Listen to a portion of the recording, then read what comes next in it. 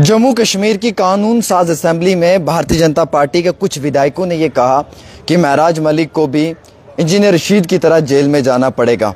आखिरकार क्यों ये सब हो रहा है और क्या बीजेपी के लोग इस चीज़ से मुतमईन हैं कि शराबों के ठेके बंद होने चाहिए, शराब पे पाबंदी होनी चाहिए और जम्मू कश्मीर के अंदर शराब पे जो है वो पाबंदी आयद होनी चाहिए मुकम्मल तौर के ऊपर। इस पर ही चर्चा करेंगे। चर्चा करने के लिए मैं ये कहना चाहूँगा the most intelligent leader Bharatiya Janata party RS Pathania जी, जो असेंबली में काफ़ी ज़्यादा आवाज़ उठाते हैं और इनसे डिबेट करने से पहले पढ़कर भी आना बड़ा ज़रूरी होता है क्योंकि काउंटर बहुत ज़बरदस्त ये करते हैं। मैं पिछले 2 साल से इनके साथ डिबेट्स कर रहा हूँ। बहुत बहुत शुक्रिया सर। सर पहला सवाल, बीजेपी के लोग ओपनली थ्रेट दे रहे हैं। पहले आपका भी खैर मकदम करूँगा, आपके साथ भी चर्चा करने का हमें भी बड़ा मजा आता है। बहुत थोड़ी तलखी जिसे कहते हैं, जो वो पिंच करते हैं, तो उसको फिर थोड़ा एक्सप्लेन करने में भी मजा आता है। प्लीज आपका सवाल पूछें। सर बीजेपी के लोग ओपनली थ्रेट करना शुरू कर गए हैं कि जो हालत इंजीनियर रशीद की हुई है वही हालत महराज मलिक की भी हो सकती है, वो भी जेल जा सकता है। आखिरकार क्यों ऐसा हो रहा है?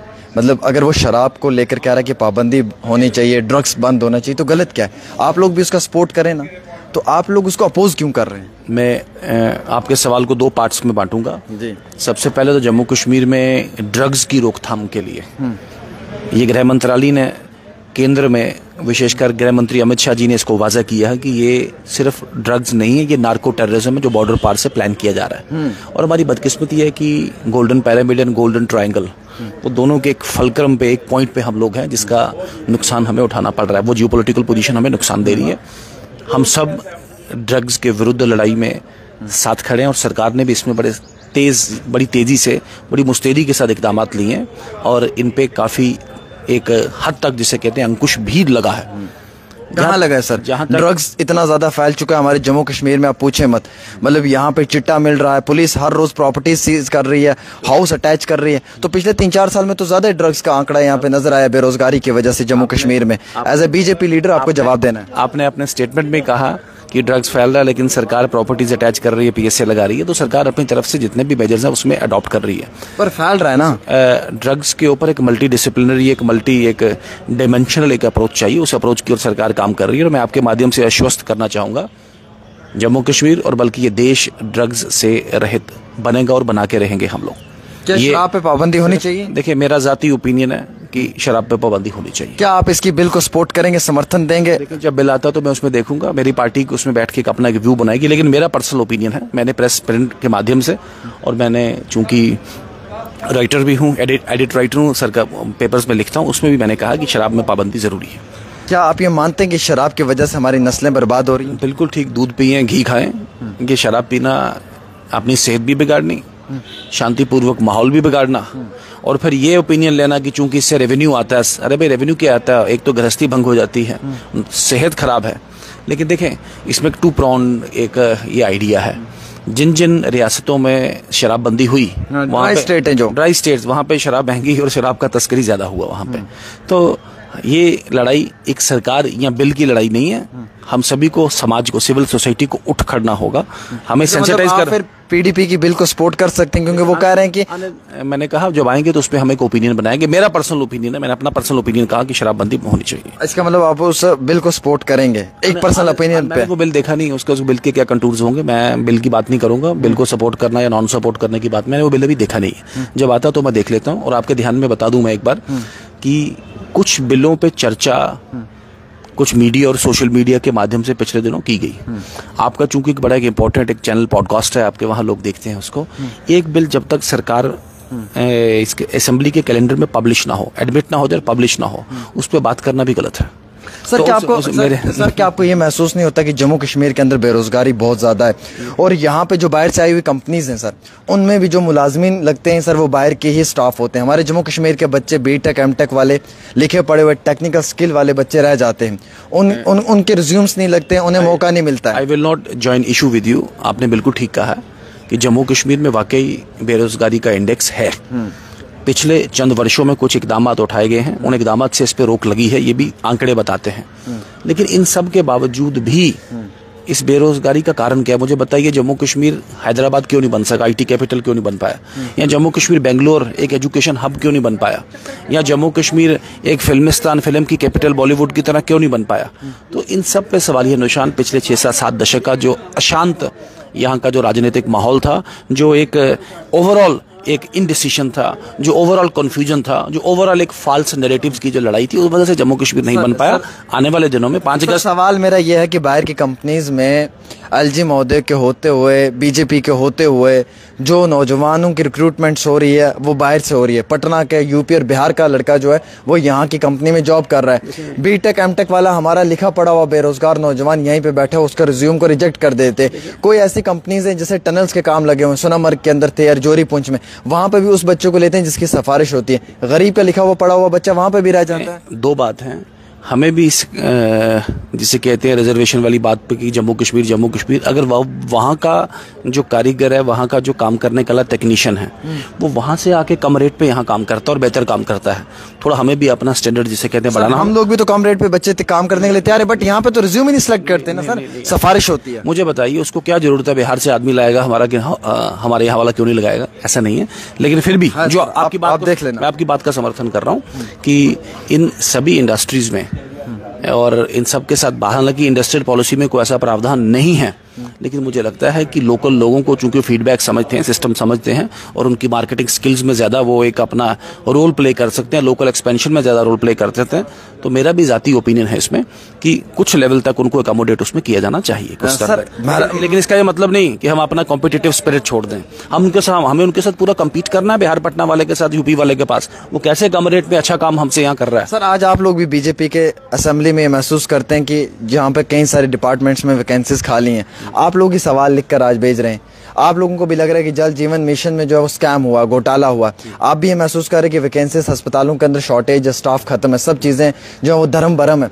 जब आप लोगों की हुकूमत थी, जब यहाँ पे एलजी साहब थे, जब आप लोग इक्तिदार में थे, आप लोगों ने कभी भी इस चीज को लेकर जो है वो पॉजिटिव तरीके से जो है वो मैसेज नहीं दिया। आप लोगों ने हमेशा कहा कि यहाँ पे सब ठीक ठाक चल रहा है। आज आप खुद कह रहे हैं कि यहाँ पे कुछ भी ठीक नहीं है। आपने अच्छा सवाल, ये नहीं मैंने कहा यहाँ कुछ भी ठीक नहीं है, मैं आपने अच्छा सवाल पुट किया है।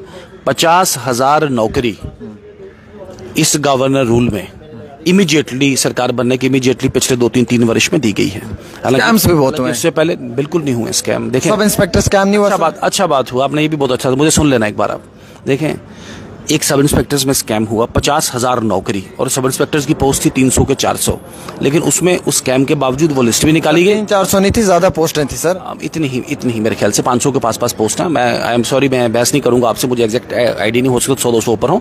सुन ले मेरी बात। लेकिन फिर भी जो स्कैम हुआ सीबीआई को दिया गया। अगर जेईज में हुआ सीबीआई को दिया गया है, फाइनेंशियल अकाउंट असिस्टेंस में हुआ सीबीआई को दिया गया है। तो ये तीनों वैकेंसीज मिला के मुझे लगता है 1,000 नहीं होगी, हमने 50,000 दिया है। अब इससे 5 अगस्त 2019 से पहले की बात करें, यहाँ पे एसपी बैकडोर लगा। एसपी कांस्टेबल नहीं, superintendent of police backdoor, DSP, तहसीलदार, तो कितने बैकडोर लगे जिसका कोई अंदेशा ही नहीं। अरे भाई, नौकरी सिर्फ एमएलए, मिनिस्टर के भाई भतीजे या उसके कार्यकर्ता को या उसकी चिट पे मिलती थी जम्मू कश्मीर में। आज एक आम आदमी, गरीब, रेडी मजदूर, फड़ी वाला किसान का बेटा आज उस फॉर्म भरता है, उसमें कम्पीट करता है और उसके घर ऑर्डर आता है। 6-6 साल सिलेक्शन होती नहीं थी। अरे केएस की लिस्ट 84-85 में फॉर्म निकले और कहीं जाके वो 84-85 की जो आपकी लिस्ट थी वो 10-15-20 साल की लिटिगेशन के बाद आई। उसके बाद 99 तक, 84-85 15 वर्ष तक वो केएस का पेपर नहीं हुआ। आज रेगुलर तरीके पे, रिकॉर्ड समय में और प्रिसीजन के साथ, एक्यूरेसी के साथ यहाँ पे ये काम किया जाता है। इंटरव्यू अबॉलिश किया गया है और एक हाईली एक रिटन टेस्ट को और कंप्यूटराइज चेकिंग को इन्फॉर्म किया, ऐसे इकदाम लाए गए हैं। लेकिन फिर भी आपकी बात ठीक है, ह्यूमन कंडक्ट है, चलाकी, शरारत, चोरी करने की जहां भी एक कोशिश की गई, रिस्पांस जो था वो अपने आप में प्रेरणादायक था, एग्जाम्पलरी था। उसकी एग्जाम्पल अपोजिशन का रोल बड़ा स्ट्रांग होना चाहिए। अभी डेलीवेजर्स जो हैं, पीएचई वाले, वो स्ट्राइक पे हैं 72 घंटों के लिए। आप लोगों को उनके साथ सड़कों पर उतरना था, विरोध करना था, जमकर प्रदर्शन करना था, लेकिन कोई भी उनके साथ सड़कों पर नहीं उतर रहा है। अपोजिशन का रोल सुन ले, अपोजिशन का रोल असेंबली के अंदर भी बड़ा स्ट्रांग रहता है सर, लेकिन असेंबली में भी सिर्फ आप लोगों की और महराज की लड़ाई चलती रहती है। बाकी किसी जेन्युइन मुद्दे के ऊपर आप लोग बहस नहीं करते। जैसे फॉरेस्ट राइट एक्ट है, आप बीजेपी के लोग खामोश रहे। आपने तो 1% भी गुजर बकरवालों वालों की हमदर्दी नहीं दिखाई असेंबली के अंदर। मेरा आपने सवाल पूछा, मैं इसे तोड़ के जरा जवाब दूंगा। हम सब ने डेली वेजेस के साथ अपनी वचनबद्धता और कटिबद्धता दोहराई है। कहाँ दिखती नहीं है सड़कों पर? सर, विधानसभा में आपने देखा नहीं क्या, मुख्यमंत्री का जो बजट या गवर्नर्स एड्रेस पे जिस तरीके से हमारे लोगों ने खुल के इनके समर्थन में बात की है, और no excuse about it, no doubt, no double opinion about it, इनको पक्का करना ही है, करना ही है और करना ही है, जो मर्जी कब करेंगे सर? पिछले 20-20, 30 साल तो हो गए पीएचई के मुलाजमीन को, 8 साल तो आपके एलजी का शासन हो चुका है। नेशनल कॉन्फ्रेंस ने एक वो गोली जिसे कहते हैं 2014 में जनाब अब्दुल रहीम राठौड़ साहब की सदस्यता में, उनकी सदारत में कमेटी गठित की थी, और उस कमेटी ने गोली दी थी। कमेटी आई, कोई रिपोर्ट कोई नहीं आई, फैसला कोई नहीं कर पाई। अब उनसे नेशनल कॉन्फ्रेंस को भी कम से कम थोड़ी बड़े अदब और बड़े एहतराम से थोड़ी शर्म आनी चाहिए थी भाई।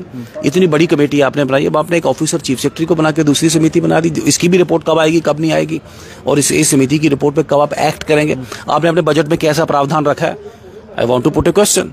कल को समिति की रिपोर्ट अगर पॉजिटिव आती है, आपके बजट में कैसा प्रावधान है? हम डेली वेजेस को, रेबरे खेल को, रेबरे जंगलात को, एनएचएम को, मनरेगा को आप पक्का कर पाएंगे? उनको एक मेन स्ट्रीम दे पाएंगे? बिल्कुल नहीं, एग्जैक्टली नॉट। तो ये चीजें पब्लिक में एक ले जाने योग्य हैं। डेली वेजेस के नाम पे रेबरे खेल, रेबरे तालीम, नरेगा, एनएचएम या कॉन्ट्रेक्चुअल वर्कर्स के नाम पे नेशनल कॉन्फ्रेंस सियासत कर रही है, नेशनल कॉन्फ्रेंस झूठ बोल रही है, नेशनल कॉन्फ्रेंस मिसलीड कर रही है इनको। ये मैं आपको साफ और स्पष्ट इसमें कहना चाहता हूं, लेकिन मन छोटा मत करें। मैं बताना चाहता हूं डेली वेजेस को, तब तक नहीं रुकेंगे जब तक आपके साथ इंसाफ नहीं होगा, और आपके साथ इंसाफ करके रहेगी भारतीय जनता पार्टी। एक आखिरी सवाल, महराज मलिक के साथ क्या चल रहा है अंदर असेंबली में? देखिए, महराज मलिक एक माननीय विधायक हैं। डोडा के लोगों ने उन्हें चुन के भेजा है, लोगों का भी सम्मान है, वहाँ की एक आवाज़ बुलंद करते हैं। लेकिन हर एक विधायक, इसका मतलब नहीं उसका जो भी मन में आएगा वो वही बोलेगा, बकेगा, जिससे गलत क्या कह रहा है वो सर? हमारे यहाँ पे मैं आपसे पूछना चाहता हूँ, अच्छा क्या कह रहे हैं वो? कह रहे शराब पे पाबंदी होनी चाहिए, ड्रग्स बंद होना चाहिए, चिट्टा सप्लाई हो रहा है, जम्मू कश्मीर का रेवेन्यू रिसोर्सेज को जो वो लूटा जा रहा है। मेरी बात सुने, ये वो कह रहा है। एक धर्म विशेष पे, एक खिता विशेष पे एक डैमेजिंग, डिस्पैरेजिंग जो रिमार्क्स उन्होंने पेश किए हैं, उसने उस धर्म में यकीन रखने वाले, उस धर्म के साथ आगे बढ़ने वाले लोगों को आहत किया है, उनको नुकसान किया है। उनको माफी मांगनी चाहिए थी। और हाउस में भी हर बार उठ के बोल पड़ना, हर बार उठ, ये तो कोई तरीका, ये तो कोई तमीज़ नहीं है, और ये कोई लेजिस्लेटिव पार्लियामानी प्रैक्टिस भी नहीं है। जब तक स्पीकर अलाउ ना करें आप बोल नहीं सकते। माइक लगा के वो मीडिया वाला किसी मित्र ने, आपने तो नहीं दे दिया आमिर साहब, वो माइक लगा के बैठे रहते हैं हाउस में, जिससे आवाज़ उनकी जोर से गूंजती है और फिर वहाँ से वीडियो चलता है। This is misconduct. जब तक स्पीकर कम से कम बात तो करते हैं। शराब पे पाबंदी, नौजवानों को बेरोजगार नहीं मिल रहा है, वैकेंसीज जम्मू कश्मीर में नहीं है, रिसोर्सेज लूटे जा रहे हैं, हमारी रेत बाजरी लूटी जा रही है। बड़े अदब एहतराम के साथ बकवास करते हैं, बात नहीं करते हैं। ठीक है, मैं आपको बोल रहा हूँ। लेकिन पब्लिक इतना क्यों सपोर्ट कर रही है? जब तक स्पीकर, कोई पब्लिक सपोर्ट नहीं कर रही। सर आप देखो तो सही। मैं देख रहा हूँ उसमें, देखें ऐसा नहीं है। मैंने कहा कि विधायक बनने के बाद आपकी जो बात है उसमें सदाकत होनी चाहिए। उस बात में रूल ऑफ लॉ में, कानून के दायरे में रहकर हमें बात करनी है। कई बार इसे वन मैन आर्मी बना दिया सर। होता है, तमाशा करो, शो बनाओ, वन मैन आर्मी मजमा लगाओ, मुझे इस वक्त चिंता मत करो, मैं भी यहाँ हूँ, दिखाई नहीं देंगे अगली बारी, वो चिंता मत करें आप। वो मतलब ऐसा बोल रहे हैं आप, क्या जेल में भेजने वाले हैं आप? नहीं, लोगों में रिजेक्ट हो जाएंगे। परफॉर्मेंस जीरो है क्या? और विधानसभा में भी परफॉर्मेंस जीरो है, और क्षेत्र में भी परफॉर्मेंस जीरो है। क्षेत्र में जो इंडिकेटर्स हैं वहाँ के, वो बिल्कुल, आप डोडा शहर की क्लीनिंग की बात करें, साफ सफाई की बात करें, आप डोडा में सड़कों की हालत की बात करें, डोडा में PMAY की बात करें, प्रधानमंत्री आवास योजना का सर्वे कहाँ पहुंचा है, प्रधानमंत्री सड़क योजना की जियो टैग कहाँ पहुंचे हैं, उनमें कोई सिर पैर, कोई एक सीरियसनेस है नहीं। बिल्कुल इस तरीके के आप लोग कहते हैं कि नशा करके वो असेंबली में आ जाते हैं, आप लोग कहते हैं कि वो नशा। मैंने तो नहीं कहा, आपके विधायक कहते हैं ना। मैंने सुना नहीं किसी को कहते हुए। तमाशा और मजमा फरोशी, कोटिया जी ने कहा ना सर। तमाशा और मनकोटिया जी से पूछिए आप, तमाशा और मजमा फरोशी से MLA-शिप चलती नहीं।